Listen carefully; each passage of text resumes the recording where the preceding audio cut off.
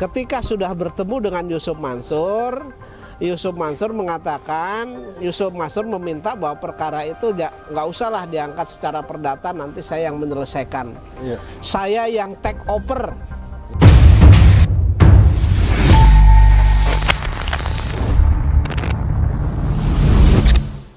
Bismillahirrahmanirrahim. Assalamualaikum warahmatullahi wabarakatuh. Ini adalah video sesi ketiga kita. Ini benar-benar Pak Zaini Mustafa kita borong ya teman-teman, mumpung ketemu di Solo. Oke Pak Zaini Mustafa, ini untuk sesi ketiga sekaligus sesi terakhir, kami ingin menanyakan terkait perkembangan kasus perumahan Kaisa Al-Mansur. Dan dalam sesi kali ini kami ingin memperdalam dan mempertajam keterkaitan Yusuf Mansur itu seberapa jauh, Pak Zaini Mustafa. Ya, jadi begini Mas, awal mulanya memang keterkaitan Yusuf Mansur ini memang tidak terlihat Mas. Iya. Terlihatnya ketika Arab ya, namanya siapa namanya Arab, Amanah Bapak. Ketika Haji Amanah atau Arab ya, biasa dipanggil Arab, itu sudah menghilang. Iya. Karena Arab itu sudah menghilang, kemudian calon pembeli ini sudah menyetorkan DP lumayan banyak Mas. Iya. Artinya kalau yang saya pegang saja itu sebenarnya data yang ada sama saya itu sebagian satu kelompok ya, itu sekitar 5 miliaran lebih. Tetapi yang dokumennya lengkap di tangan saya itu sekitar 2, sekian lah. Itu DP ya. Kemudian setelah mereka setor DP dan ternyata kan rumah yang dijanjikan itu tidak pernah ada.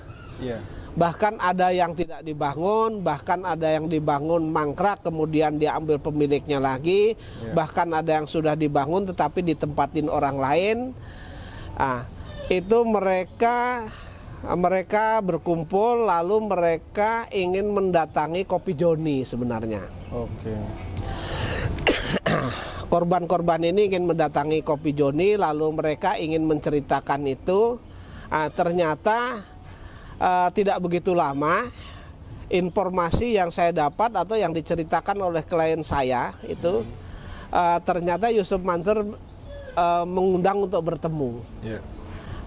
Ketika sudah bertemu dengan Yusuf Mansur mengatakan, Yusuf Mansur meminta bahwa perkara itu nggak usahlah diangkat secara perdata, nanti saya yang menyelesaikan.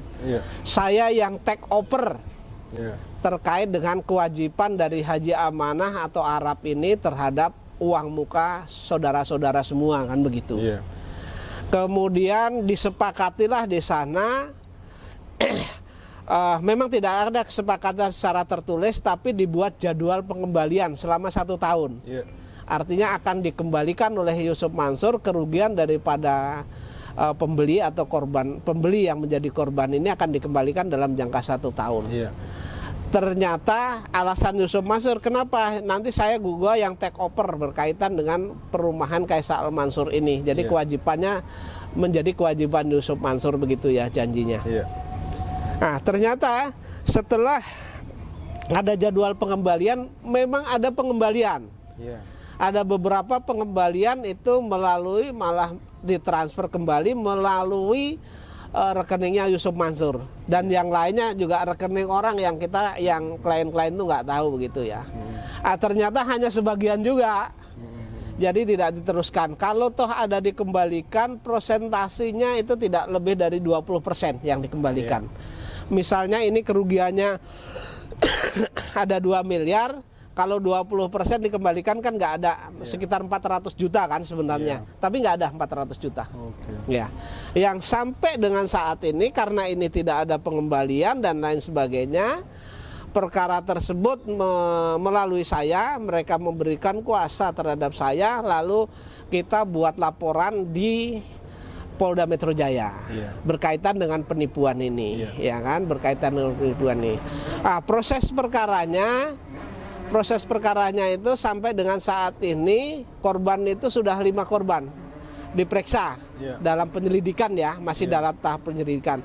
Itu pertama 2 orang, terus kemudian berikutnya 3 orang, terus ini mau diperiksa lagi kena jeda Lebaran. Oke. Jadi kita nunggu setelah Lebaran ini nanti kita ini lagi. 5 orang ya? Iya. 5 orang. Kita lanjutkan lagi. Kalau memang nanti belum ada panggilan ya nanti biar saya bersurat kepada Kapolda Metro Jaya agar perkara ini segera ditindaklanjuti begitu. Ini juga saya kemarin melihat di channel YouTube Toibah apa Jia TV gitu, itu ada laporan ke polisi, itu gimana itu Pak Zaini Mustafa? Ada apa saya salah ini apa gimana? Enggak, benar. Itu benar ya? Benar. Jadi gimana, ada laporan, itu yang buat laporan malah saya. Oke. Berkaitan dengan proses perkara saya di Pengadilan Negeri Jakarta Selatan. Iya. Itu surat kuasa yang diutus oleh tergugat 4 ya dalam perkara saya. Tergugat 4 itu BMT Darussalam. Itu yang tanda tangan di dalam surat kuasa itu bukan di dalam akte pendirian BMT Darussalam bukan sebagai ketua koperasi atau sekretarisnya. Oh itu mengenai kasus ini ya, kasus batubara yang itu ya? Batubara yang perkara saya, yang di dalam perkara saya. Jadi ada temuan saya yang memberikan kuasa itu adalah Saudara Chandra ya, Saudara Chandra Darmawan. Chandra Darmawan mengaku sebagai ketua, kemudian R. Yudi Suwardi mengaku sebagai sekretaris. Oke. Ternyata sesuai dengan surat dari Menteri Koperasi dan alat bukti yang diajukan oleh BMT Darussalam, 2 orang itu bukan sebagai ketua dan sekretaris. Yang Chandra di dalam aktenya hanya sebagai wakil ketua. Jadi kalau mereka mengatakan sebagai ketua di dalam surat kuasa itu berarti mereka berbohong kan begitu. Itu sudah saya laporkan. Saya kemarin sudah diinterogasi, kemudian setelah Lebaran ini saya mungkin di BAP. Oke, terkait kasus itu ya, pemalsuan dokumen. Pemalsuan dokumen, ya. Oke Pak Zaini Mustafa, tadi saya mungkin ini karena kita balik lagi ke kasus Kaisa Al-Mansur. Untuk kasus Kaisa Al-Mansur ini, untuk sekarang ini sudah sampai di tahap mana Pak Zaini? Penyelidikan, masih dalam tahap penyelidikan, karena kan semua korban harus diperiksa. Itu ada sekitar 21 atau 23 korbannya. Sementara kan baru diperiksa 5. Kan masih ada kekurangan.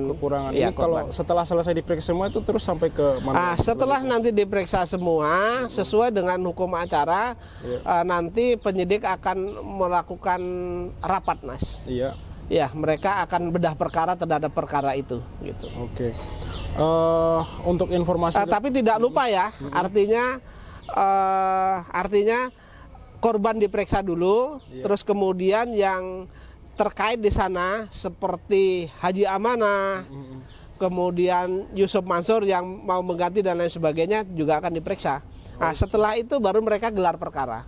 Ini dalam kasus ini ya, kasus ini, apakah kemudian Yusuf Mansur bisa hanya mengutus pengacaranya atau dia wajib hadir, Pak Zaini Mustafa?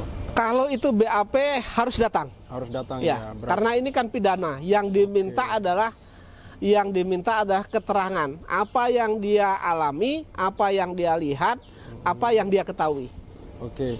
Berarti di sini saya juga secara pribadi nggak sabar ya untuk kasus ini, untuk kasus perumahan Kaisa Al-Mansur, karena kita akan melihat sendiri kalau memang betul ini Yusuf Mansur akan menghampiri kantor polisi ya, teman. Ya, Pak Zaini Mustafa. Kalau sesuai dengan omongan Yusuf Mansur ketika dipanggil di Polda Surabaya, mereka berani hadir dan dihadapin saja apapun yang terjadi. Benar. Saya menantang Yusuf Mansur untuk di perkara Kaisa Al-Mansur itu Yusuf Mansur datang sendiri.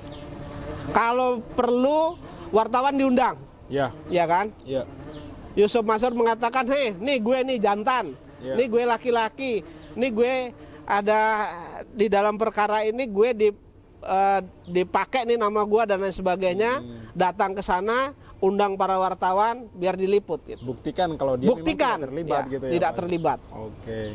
Nanti kita tunggu saja teman-teman. Nanti kapan giliran Yusuf Mansur dipanggil ya di Polda ini ya Pak Zaini. Polda Metro Jaya. Polda nanti kita lihat. Pak Zaini Mustafa jangan lupa kabarin kami ya Pak. Iya. Nanti kami akan datang lihat bagaimana Yusuf Mansur mendatangi Kapolda. Oke teman-teman, mungkin untuk sekian saja, cukup sekian untuk perumahan Kaisal Mansur. Kita tinggal menunggu saja perkembangan kasus perumahan Kaisal Mansur ini ya Pak Azai. Iya. Nanti juga akan datang giliran dari Yusuf Mansur. Kita juga akan insya Allah akan ke Jakarta untuk meliput, dan teman-teman silahkan disimak kelanjutan dari konten-konten kami selanjutnya. Doakan kami agar tetap istiqomah dalam perjuangan ini. Doakan Pak Zaini Mustafa, Pak Darus Arif, dan kawan-kawan yang lain. Cukup sekian dari saya. Saya Alwat undur diri. Wassalamualaikum warahmatullahi wabarakatuh. See you on the next videos.